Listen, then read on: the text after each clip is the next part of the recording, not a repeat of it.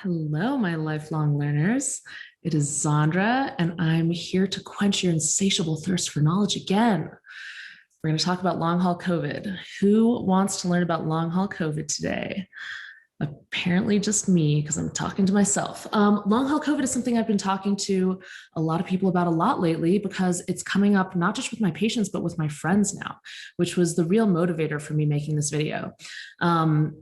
Yeah, it's the thing. People are getting it. And I was very lucky to somehow kind of like the stars aligned to put me in the exact right position to treat this thing because of the weird like sub path of functional medicine that I've found myself going down just because it's what I like to do. I've become really comfortable with treating a similar pattern, which is long responses to viruses that happened a long time ago and immune dysregulation. So when I started seeing long haul COVID patients, I kind of already had a couple tricks up my sleeve, and I know all these other nerds who also like to do this stuff, and we all share our nerd stuff. And so eventually I amassed enough no-nos to share my no-nos with the other doctors at Parsley Health. So this presentation is a presentation I gave to the other doctors in January. This is about managing the long-haul COVID patient. I'm not going to get into epidemiology. I'm not going to get into physiology. I maybe touch on immunology and microbiology, but really this is about management. This is just the good stuff. This is just what you need to know. If you want to walk away knowledgeable about what's happening in the cell, but confused about how to treat the patient, go watch an IFM seminar. Just kidding. But this is what you need to know. This is obviously for doctors. If you're not a doctor, I totally forgive you if you fall asleep 5 minutes in. But you can, if you have long haul COVID, maybe you want to send this to your doctor, send this to your friends who are doctors, see if you can find a doctor who knows the language we're going to be speaking, which is very specific to functional medicine. But yeah, I just wanted to share this with the medical community in the hopes that we can make some of our friends better. So my presentation, Managing Long Haul COVID Patients. The subtitle is You Got This, because if you are a functional medicine doctor, I will explain you do indeed got this. So the bad news, and I think, I made this presentation in January, I think we're already all pretty aware of this, that we're going to see a lot of this. So I quoted a little study down here done at Oxford in the Department of Psychiatry. They looked at 250,000 people who were survivors of COVID-19 and found that a third of them had some neurological or psychiatric sequelae at 6 months out. That's just looking at neurological and psychiatric sequelae, not the rest of long haul COVID symptoms, right? And then 12 or 13% of those people were having this as a first-time diagnosis. So they've never had this before, and now it's going on. So we're going to see a ton of this. We're already seeing a ton of this. The New York Times knows about it. Look, they wrote this nice article that actually you should not ever show one of your patients because it's going to scare them. But it's good to get a background if you're not familiar with what's going on. It actually is pretty well versed in its science. I was actually impressed by this article. Whoever wrote it, New York Times, good job. So identifying long haul patients. This slide is blank because when I teach, I use the Socratic method. So I cold call people all the time. Here's the filled in slide. Okay, so identifying the long haul COVID patients, signs and symptoms. One of the biggest signs and symptoms you will see, and this is true of many, it's non-specific because it's true of many different kinds of environmentally acquired illness and many kinds of long responses to virus, but it's fatigue. And it's specifically that fatigue that kind of presents in an ME-CFS pattern. I mean, chronic fatigue. So like ME-CFS, myalgic encephalitis, chronic fatigue syndrome. And over 70% of long haul COVID patients present with fatigue. So that's going to be the most common identifying symptom. Brain fog and memory loss kind of go right after fatigue and go hand in hand with it. You'll see a lot of depression, anxiety, exacerbation of other psych and mood issues, OCD, shortness of breath, tachycardia, chest pain, arthralgias, musculoskeletal pain, and like more of a fibromyalgia sort of distribution, more muscular, a lot of rashes and lesions, herald signs of immune dysregulation, post-exertional malaise and myalgia. These people can't work out anymore, maybe can't even climb a flight of stairs. some sleeping issues with these patients, diarrhea and abdominal pain. Some people have light sensitivity, visual disturbances, headaches, migraine headaches. And then, of course, you're looking for evidence that they ever had COVID, whether they had a positive test or not, or just had what looked like the virus. Anosmia and ageusia are a really good sign that they had the virus. And if they have ask them if they have a history of any of these symptoms before they had the infection. Obviously, that's important, right? Is this new? Is this new long haul? Or is this just exacerbating something from before? Or are you missing something and this is actually completely something else? Because some of these symptoms are fairly nonspecific. And then look for a history of other environmentally acquired illness. I'll keep touching on this as I go through this presentation. But histories of other long-held viruses, history of exposures to environmental toxicants, to biotoxins, history of chronic inflammatory response syndrome. We'll get more into that. Okay, so step 0, before step 1, identify the pattern. What are you actually treating? So I'm not going to sit here and give you a protocol because there is no protocol, because every single one of these patients is going to present differently. And so differently that some of them just look like they have completely different things. And you have to treat the patient in front of you just like they taught us in med school, right? So identify exactly what you're actually treating. Who are you actually treating? Are you treating an ongoing infection? You know, a lot of the thought out there is that you treat long haul COVID like you're just treating the COVID patient, like you're just treating the acute COVID patient. It rarely is an ongoing infection. It's usually immune dysregulation, endothelial injury, lung injury, mitochondrial injury, neurological injury, and often a combination of these things. All right, so let's look at these different patterns because they all present differently and we're going to deal with them all differently. So immune dysregulation. What are signs of immune dysregulation? It's a pattern we see really commonly in environmentally acquired illness. This is why I stepped into this so comfortable, because it's just stuff I look at all the time. So we see it in exposure and illness from toxic indoor molds. We see it in Lyme and other tick-borne illnesses. We see it from viruses like Epstein-Barr, HHV6, parvovirus B19. We saw it in SARS and H1N1. And the immune dysregulation, again, first thing it leads to is that chronic fatigue ME/CFS pattern. They'll get a lot of brain fog. The depression and anxiety tend to be consistent with the pattern of immune dysregulation, right? Immune dysregulation is also happening in the brain at the level of the astrocytes. Rashes and skin symptoms. We see this in autoimmunity. We see this in immune reactions, viral exanthems. The skin and the immune system are very closely connected. Hair loss, classic sign of immune dysregulation, worsening thyroid function, tachycardia. So we're going to talk about tachycardia in the vascular section, but tachycardia is really, in these patients, is usually a POTS-like pattern. Do not sleep on POTS, even if it's subclinical tachycardia, even if they're up just from their baseline. I have patients who say to me, you know, they were really fit before, and so their resting heart rate was like mid 50s to maybe 60 tops. And they're like, you know, my heart rate's been around 75, but nobody thinks that's weird. That's a difference from their baseline should be considered a POTS-like pattern, going toward a POTS-like pattern. Arthralgias, you know, classic immune issues and autoimmunity and other and viral response and bacterial response.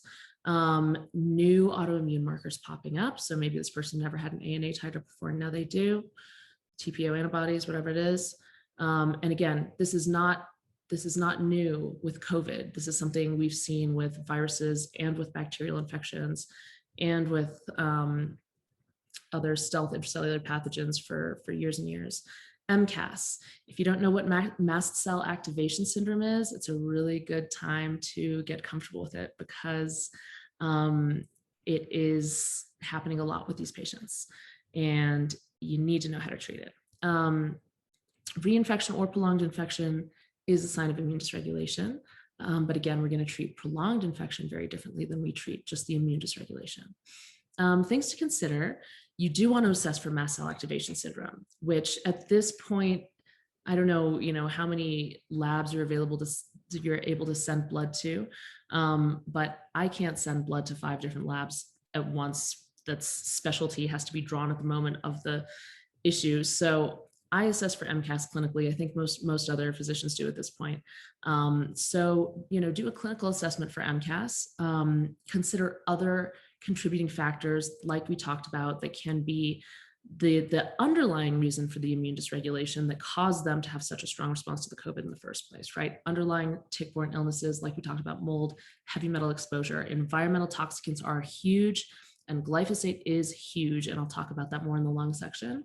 And dysbiosis, run-of-the-mill dysbiosis, not even a parasite, not even not even yeast species, just even an insufficiency dysbiosis. So not having enough good bacteria, right? You don't even have to have like Klebsiella in there. You can just have not enough bifido. In fact, most COVID patients in one study didn't have enough bifido, and a couple other species, a couple species of bifido, and then one other specific species. And then consider autoimmunity. Autoimmunity is going to play into this immune dysregulation because they're already dysregulated. Then they've gotten hit with COVID on top of it. Things to look at, things to trend. You want to trend to CBC. And if you want to get deeper into the nitty gritty of that white blood cell profile, I love the T and B lymphocyte profile from LabCorp. I can't find anything similar from any other lab. So you'll be able to see CD57 cells and CD8 and CD4 T cells and look at the ratios, which is really helpful. Look at a C4A and trend to C4A for immune dysregulation. It is a much better indication of inflammation sort of specific to the immune system. You can have a person who's, so sick that they're running into walls, and their ESR and CRP can be perfect, right? So those, I guess, maybe more peripheral inflammatory markers just aren't specific to this kind of illness and aren't going to really be a good guide for you. If you can't get the TNB lymphocyte profile, at the very least, you can always get a CD57 or natural killer cell count. I would get an ANA to pattern just to see if your patient is developing new autoimmunity, if they have stage 1 autoimmunity already. I would get a thyroid panel with antibodies, because as we know, we can have a molecular mimicry pattern and then develop antibodies to the thyroid. The SIRS panel, this is something specific to Parsley Health, but what's on the SIRS panel are things like TGF-beta, MMP9, vasopressin, osmolality. It's kind of Shoemaker. If you know who Richie Shoemaker is, it's kind of his biomarkers for chronic inflammatory response syndrome. And then if you have the ability to measure IL-6 or other cytokines, that's great.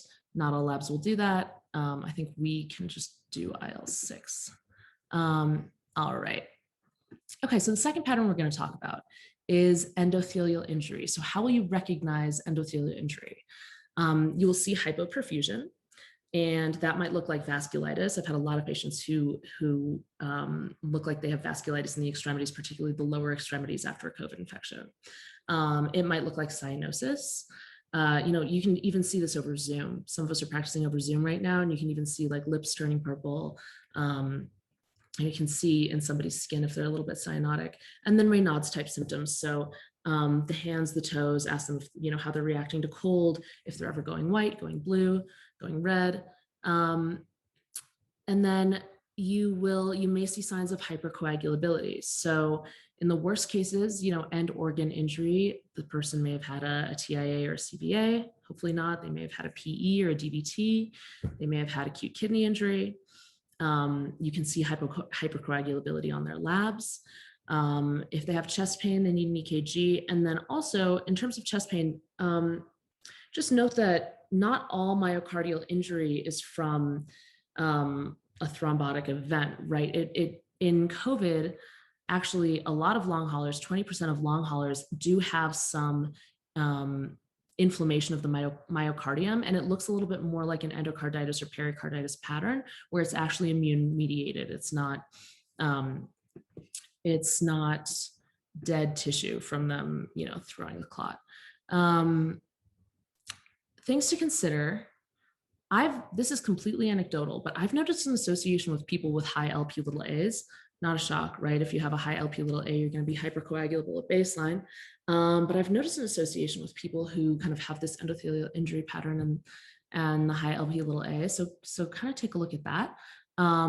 Is this person on OCPs or other things, any other drug or anything that's making them hypercoagulable? You should already kind of have an idea of their ASCVD risk.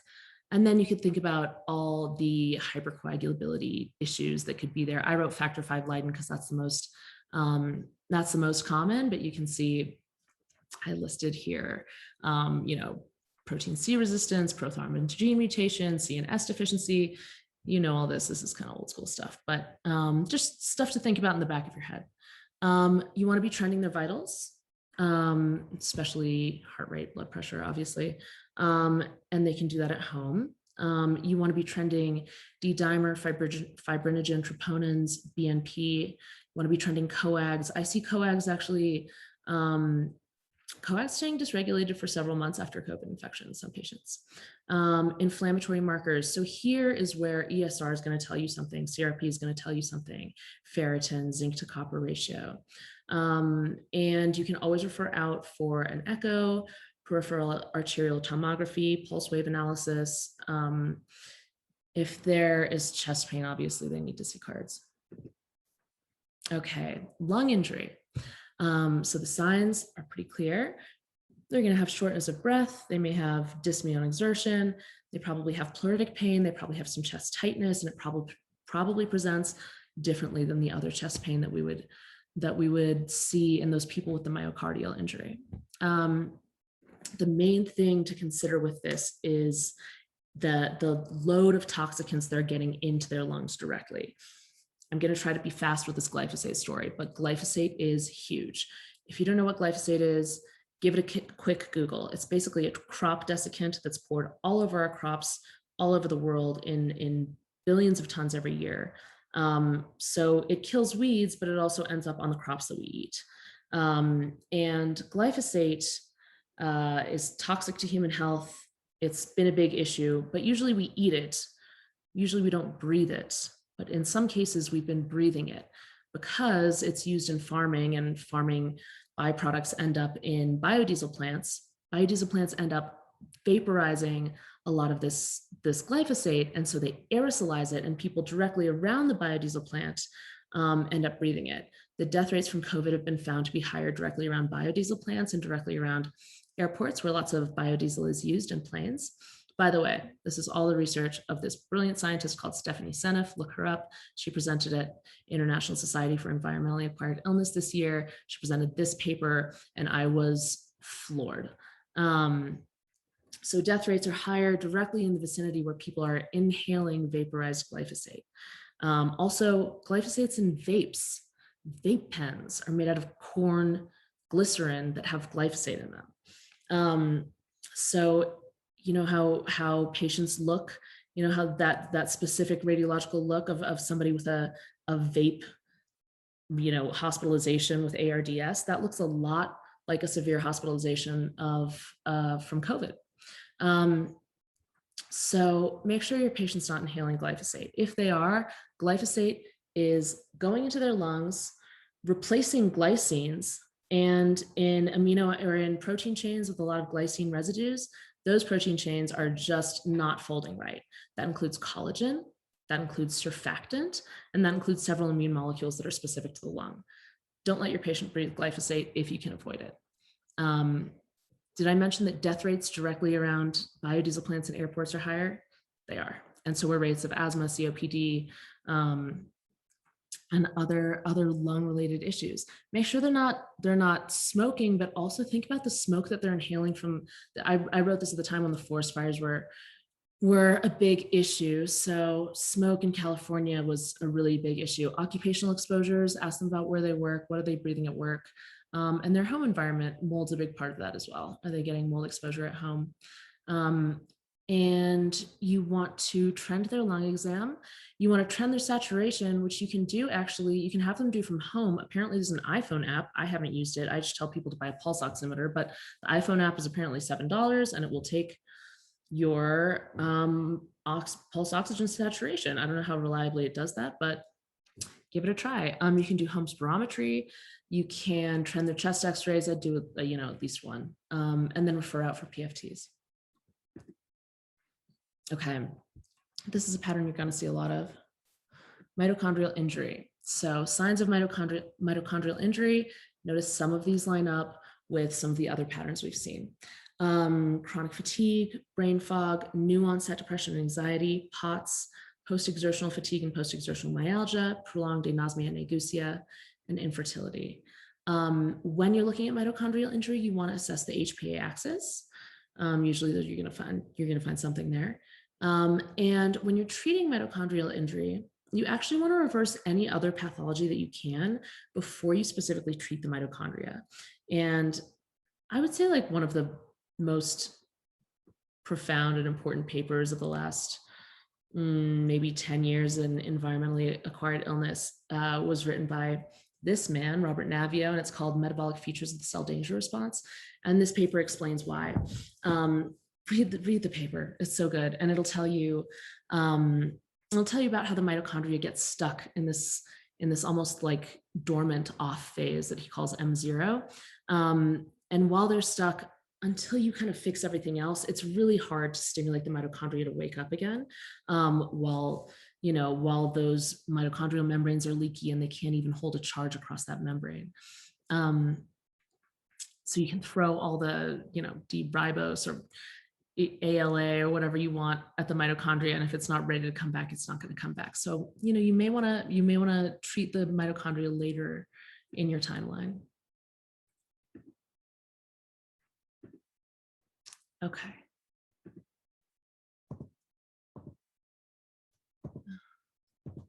Okay. All right. Next pattern, neurological injury. So does this look familiar? The signs and symptoms of neuronal injury are almost the exact same signs and symptoms that I mentioned for mitochondrial injury. I added focal neurological deficits here. If that's the case, that's actually also vascular and probably vascular, and you want to refer to neuro. And then just consider the fact that if the neurological injury is central, it's more likely that the viral course was complicated by encephalopathy, and this happens a lot with older patients, or even possible that there was a thrombotic event. And that's not a surprise at all with COVID. And peripheral neurological injury can more be considered sort of immune dysregulation plus mitochondrial injury, which is why this looks so much like those two, the signs and symptoms of these lists line up so well. Okay, so if you're treating ongoing infection, this is actually the least common pattern you're going to see in long haul COVID. The vast majority of these patients aren't still infected. They're just responding for all the reasons we talked about before. But if you are treating ongoing infection, there are cases of people who have serially positive tests for months and months. You're going to trend the tests. You're going to trend their symptoms. You are going to consider the things that can dysregulate the immune system the most, and the most common, the strongest hit to the immune system is toxic mold. But look at inborn immune deficiencies as well. Look at viral co-infections. If they have viral co-infections, there also may be a reason that they have all these viruses hanging around, and you still have to look for an even farther back root cause. You want to keep doing COVID PCRs on them. You definitely want to get that T and B lymphocyte profile from LabCorp.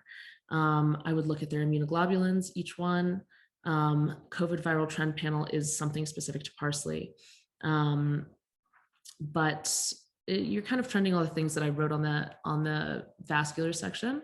I would just run a urine mycotoxin panel on these patients no matter what, because if their immune system is this profoundly dysregulated, I would just be shocked if they hadn't been exposed to toxic mold. And a chronic viral panel for co-infections is parsley health stuff again, but basically look for other viral co-infections, see if they have EBV, HHV6, other herpes viruses, if they have parvovirus B19, if they have CMV, you know this stuff. You're a functional medicine doctor. What am I telling you about? How are you going to treat this? And which patterns are you going to see the most? So the most common pattern that you will see is immune dysregulation. And probably the most profound therapy for this pattern, although I would not use a monotherapy, but the best one is low-dose naltrexone. If you're not familiar with low-dose naltrexone, Chris Kresser actually does some great writing and podcasting about it to get you started. It's very safe and well tolerated, but you do have to watch tachycardia or anxiety in patients that already have the tachycardia and anxiety, and that's why we titrate slowly. There's a potential to unmask hypothyroidism that you haven't found because you actually can, reverse hypothyroidism so quickly by treating with LDN that, if you didn't know the patient was hypothyroid, that you can kind of swing them in the other direction. So you be careful, go low and go slow, start low and go slow. But LDN is great for this immune dysregulation. It's great for mast cell activation syndrome. And it's really great for those patients who have fatigue and brain fog, which is going to be most of your patients. You want to choose herbs and nutraceuticals that promote Tregs and natural killer cells and that diminish the pro-inflammatory cytokine activity and the Th17 response. So if I were to go through them, butyrate is huge. Butyrate promotes Tregs. Where do we get butyrate? Our own microbiome. Of course, you can take exogenous butyrate, and Teravite from Apex has butyrate and propionate. And that butyrate goes on to feed the microbiome. So it's both sort of acts as a prebiotic and as straight butyrate, which can actually improve brain fog in people who really have a lot of insufficiency dysbiosis and aren't making enough of their own, and then help them make their own too. Prebiotics, mega prebiotic is a great one. Prebiotics with lots of flavonoids in them are great. Just to help the microbiome produce more of its own butyrate, and then obviously have this person on a strong, good probiotic. For Treg cells, for promoting T cell differentiation and the right balance of T cells and Tregs, astragalus is great, beta-glucan from mushrooms is great, curcumin, Chinese skullcap, berberine, flavonoids are great, and the flavonoids are also going to improve microbiome quality. For improving natural killer cell count, large arabinogalactan, IP6, transfer factors, so from Research Nutritionals. And if you want to just use a protocol for immune dysregulation, the protocol from Research Nutritionals that they use to treat EBV reactivation is great. You can leave out TF plasmike if they don't have any co-infections, because that's not specifically going to treat COVID or long haul COVID issues. The transfer factor multi-immune in this blend or in this protocol and the glutathione are both particularly important. Glutathione's huge. I would be using glutathione on every one of these patients. And then you can consider adding other anti-inflammatory botanicals, curcumin, boswellia, Chinese skullcap, resveratrol. We talked about MCAS before, but you'll treat MCAS as you need to, which will also improve fatigue and brain fog. Those are two big symptoms of MCAS, especially if people are flaring, if people are having flares of fatigue or brain fog after they eat, even after they drink water, with stress, that's usually MCAS. Flavonoids, quercetin and luteolin, these are nice 2-for-1 because the flavonoids are acting at the level of the gut barrier, and they're also acting to stabilize mast cells, and they're also improving the microbiome. Gentle Germ is this lotion that has methoxyluteolin in it. If you have somebody who's having MCAS type rashes, Gentle Germ is really good. You can use that. You want to optimize gut barrier function. So optimize the gut generally, right? You can't think about the immune system without thinking of the gut. I mean, without thinking about the microbiome and the gut and the health of that barrier between us and the outside world, which is the outside world inside the tube, inside our body. That barrier is, the health of that barrier is synonymous with the health of the immune system, almost. So optimize the whole gut, but optimize gut barrier function. If this person has a lot of food intolerances, you want to look at maybe doing some testing for intestinal permeability and improving oral tolerance, because if they have leaky gut, this is going to be an uphill battle. And then environmental optimization, you want them to be breathing clean air, drinking clean water, eating clean food, sleeping on a clean mattress, having clean products on their skin, because all of these environmental toxicants dysregulate the immune system one way or another. Sleep is huge. You need a lot of sleep when you're sick, and these people are still sick.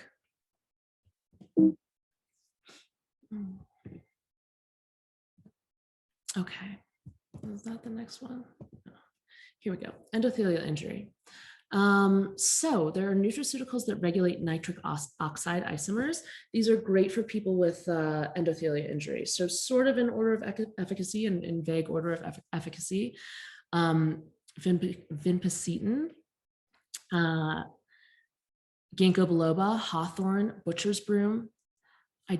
I just realized why people think functional medicine doctors are witches. I sound like I'm in like a Shakespeare play stirring a big pot. But anyway, those herbs are great for modulating nitric oxide isomers and just getting that endothelium into a nice plastic state where it should be. And most of those are already in a supplement called Neuro2 by Apex Energetics. It's a blend, it's good. Magnesium as magnesium glycate, malate, or taurate. I'd go high, 500 to 600 milligrams QHS. And if this person's having tachycardia, magnesium is an absolute must. SPM active. So SPMs, if you haven't read about SPMs, also like a cool seminal paper to go find, Nature 2014. It's called Pro-Resolving Lipid Mediators in Resolution Pathology. And this is one of these things were just being discovered, but basically pro-resolving lipid mediators are not an anti-inflammatory, which prevents the inflammatory cascade. They're inflammation resolvers that are naturally occurring in our body. So they clean up the mess.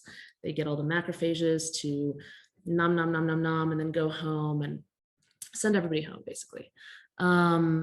So that's a great thing to start repairing the inside of that, of those vessels of the endothelium. High dose fish oil. I like Pro Omega CRP. It's a 2-for-1 because there's some curcumin in there. I think there's a little bit of resveratrol, and it's a very bioavailable curcumin. I would put everybody with endothelial injury on aspirin for a while, at least 325. And then you can use the anti-inflammatory botanicals are really good here. So this is especially where you want to be using your curcumin, boswellia, resveratrol, Chinese skullcap, black tea, NAC. And by the way, a lot of patients come in on curcumin. Look at what they're taking. Look at the bottle, because if they come in taking a curcumin that they bought at Chuck E. Cheese, this is not sufficient. Curcumin is not very bioavailable. So you want to get a good one. I like Long Vita curcumin is really good. Curcumin, which is in Research Nutritional Cytoquil blend, is very good. And Research Nutritional's that Cytoquil blend has a lot of the stuff in it, and it's great. Mixed tocotrienols, so not just one tocotrienol, not just the D one, mixed, not just the delta one. And then hot cold therapy can help a lot. Basically toning the vessels by getting yourself hot and cold. Wim Hof has an app that's free, which is cool. We'll take you through some simple hot cold therapy, but even if they can do like hot cold showers or baths, or if they are lucky enough to have a sauna and can jump from the sauna into a cold plunge, get into a lake, I don't know, but it's good for you, is the point. Let's talk about managing lung injury. So my patients have responded so well to nebulized glutathione. It's a total game changer. For all the reasons, glutathione does improve Treg function and T differentiation. It does decrease Th17 response. It actually acts, so does NAC, as a glycine donor. So it's probably having some activity against that aerosolized glyphosate, maybe, I would guess. This is totally me just thinking about this stuff. But it's so good for the immune system at the level of the lungs. So 200 to 300 milligrams BID at least for 14 days. At least for 14 days. You might want to do it longer, but they usually feel better pretty quickly with glutathione. And if you're not used to prescribing this, call your local compounding pharmacy. The pharmacist will take you through how to do it, get the patient the nebulizer, put it in little syringes so they just squirt it in, make it easy for them. You can add NAC, or you can do NAC alone. NAC is obviously a glutathione precursor. Not as good as glutathione. If I were going to do NAC, I'd mix them. Oregon Resp is a good supplement if you want to supplement from Beyond Balance. Obviously, optimize your indoor air. I think that people probably should have if they have significant lung injury, two kinds of filters, both a HEPA filter and a molecule filter, because molecule takes care of active spores while HEPA takes, like mold spores, and HEPA takes care of VOCs. So they do different things. Nice to have both if they can afford it. And you can try nebulizing 3% hydrogen peroxide. That's a little bit more effective for active COVID, but can also help here. Also, if you're going to use a bronchodilator in these patients, consider leave albuterol. It's going to cause less tachycardia than albuterol. And if this patient's already tachy, then albuterol might just make them really uncomfortable. Okay, right place? No. Okay, mitochondrial injury. You're almost always going to be treating mitochondrial injury, by the way, at one point or another, but hopefully kind of toward the end of your treatment. But you want to replete magnesium and B vitamins. I say like the chart part, don't worry about that. That's parsley language. But basically, I wrote a little protocol that we can easily access on our medical record. But basically, it's high dose acetyl L-carnitine, NAC, ALA, and CoQ10. Remember that acetyl L-carnitine in doses of higher than 2 to 3 grams a day, which you're going to be using around 2 grams, may cause hypothyroidism, right? It can take down the thyroid a little bit, can take down thyroid hormone production.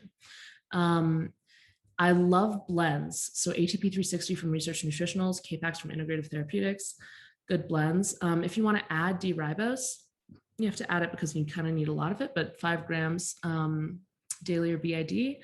Branched chain aminos can be helpful. You can kind of also do smoothies or decide if this patient actually needs like nutritional help with amino acids. They may not. Cold thermogenesis, also great for mitochondrial injury. Chart part, again, I'm using parsley language there. This presentation was for the parsley doctors, but it's a list of sort of the mitochondrial hacks, the behavioral things that you can do to improve mitochondrial health. Terry Walls writes a lot about this. You can look at Dr. Terry Walls. Obviously, you want to think about and optimize the HPA axis, and be careful with movement. If somebody's already has mitochondrial injury, it's really easy for them to overtrain. Sometimes like the lightest thing is too much for them. And if they're having post-exertional myalgia, it's not a movement they want to be doing. Okay, neuronal injury. So I talk a little bit about root cause here. Look, I got excited. What did I write? You are a functional medicine physician because you have the unique ability to seek and find root cause, little typo there, root cause. Neurological injury is not quite at the root, so dig deeper. Usually, if there are neurological symptoms, we're really dealing with one or more of the aforementioned pathologies, especially mitochondrial injury and immune dysregulation. So I mentioned that a couple times already. So look and treat those if you have neuronal injury. Also, there's a long list of herbs to support blood-brain barrier and neuroinflammation. In rough order of efficacy, I only put some of them here. You also know what you're doing, your functional medicine doctors, but glutathione, resveratrol, curcumin, apigenin, luteolin, bicoline, rutin, quercetin. These flavonoids are all 2-for-1s, 3-for-1s, because luteolin and quercetin, luteolin and quercetin both stabilize mast cells as well. Cyflocalm 2 may be helpful with brain fog. I've got brain bug. Those are both, that one's from Beyond Balance. I love BDNF Essentials. It has all these herbs that stimulate BDNF, and it's from Research Nutritionals. Helps with brain fog. Okay, the pattern you're going to see the least of any of these patterns is ongoing infection. But for prolonged or even acute infection, the best thing is a supplement blend called Ounce of Prevention that I made with my friend Gianna De La Torre, who is a Chinese medicine herbalist and acupuncturist and my bestie. So we put our heads together and made this little blend called Ounce of Prevention. It's got a lot of the things I mentioned in it. And if you have somebody with ongoing infection, I would use that at the highest dose mentioned in the box, and the link is on my Insta bio, and I'll put it in the blog when I get this on the blog. Otherwise, here's what I'd do. I'd be using high dose melatonin, high dose every night, and titrate them up so it doesn't kind of make them crazy or not sleep at first. You can add another Beyond Balance supplement that's an antiviral blend that's very specific to COVID, actually. It's called IMN V4. It's just very elegantly named. You can definitely use licorice. Licorice inhibits viral replication of coronaviruses. So unless they have hypertension or high cortisol, I'd be using 150 to 300 milligrams QD while they're sick. You can stop after active infection, after they have a negative PCR. Obviously, vitamin C, D, zinc, obviously, quercetin, which in this case you're using as an ionophore to get the zinc into the cell. Basically, the reason we were thinking we could use hydroxychloroquine. And aspirin, 350 milligrams, famotidine, 20 to 40 BID, which will stabilize mast cells. I also like the complete Beyond Balance protocol. They have a complete protocol. I'm going to post it on the next page. I think the binders are optional, and I think you should be careful with binders, because if these people have significant immune dysregulation and they're currently exposed to indoor toxic mold, you could actually send them in the wrong direction by giving them binders.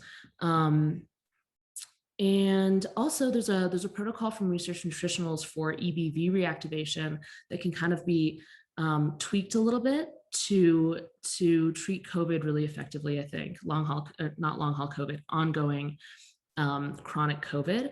I would add another supplement from Research Nutritionals to the protocol they have there, which is BLT. It's an antiviral formulation that they have. This is the Beyond Balance protocol. You can just get an account with them and they'll send you this protocol.